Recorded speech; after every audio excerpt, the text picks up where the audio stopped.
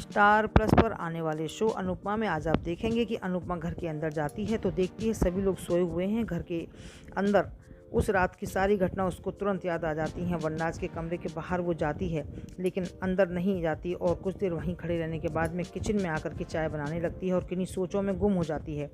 वनराज जागता है और जागने के साथ ही अनुपमा को आवाज़ देता है, लेकिन अनुपमा को वहाँ ना पाकर वह सोचता है कि अनुपमा नीचे हॉल में होगी। लेकिन जैसे ही वो आता है किचन में देखता है कि अनुपमा चाय बना रही है और वो उसको देखते हुए घर से बाहर निकल जाता है। बाहर जाकर उसे देविका मिलती है। वो वनराज से कहती है कि मेरी दोस्त को तुम रुलाते रहते हो, परेशान करते रहते हो, तुम्हें तो ना उसके आंसू दिखाई देते हैं ना ही उसका दर्द। वो कहती है कि जो कल रात हुआ वो आगे नहीं होना चाहिए। रात अनुपमा को पैनिक अटैक आया था और वह लॉन में बैठी रो रही थी। मैंने उसको लॉन से रेस्क्यू किया है। रात मैंने जो देखा वो दोहराओगे तो मुझसे बुरा कोई नहीं होगा। मैं चुप रहने वालों में से नहीं हूँ, बर्बाद कर दूंगी तुमको, तुम देखते जाओ। तुम मेरी सहेली को इस तरह परेशान नहीं कर सकते। अनुपमा मेरी सहेली ही नहीं, मेरी बहन भी है। वनराज देविका को देखता रह जाता है। देविका चली जाती है। वनराज सन्न रह जाता है। अनुपमा सबको चाय देती है। उधर पारितोष और समर डांस करते हुए हॉल में आते हैं। सब अनुपमा को भी साथ ले लेते हैं। वनराज भी वहीं आ जाता है।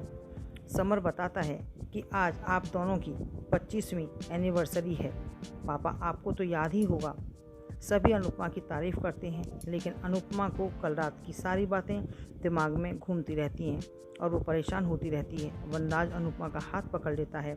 अनुपमा देखती रह जाती है और वनराज की सारी बातें उसके दिमाग में फिर से घूमने लगती हैं। 25 साल पहले हमारी शादी बड़ों की मर्जी से हुई थी। यह वनराज, मैं तुम्हारी मर्जी जानना चाहता हूँ। तुम दोबारा मुझसे शादी करोगी? प्लीज़ अनु, मना मत करना वरना मैं बर्बाद हो जाऊंगा। फिर घुटनों पर बैठकर अनुपमा को प्रपोज करता है। इतनी देर में वहाँ काव्या भी आ जाती है और वनराज को प्रपोज करते देख नाराज़ हो जाती है। अनुपमा कहती है कि नहीं। वनराज देखता रह जाता है। मामा जी पूछते हैं कि कुछ हुआ है क्या? वनराज कहता है कि नहीं, कुछ भी नहीं हुआ है। वो मेरी पत्नी है, मैं उसे मनाना अच्छी तरह जानता हूँ।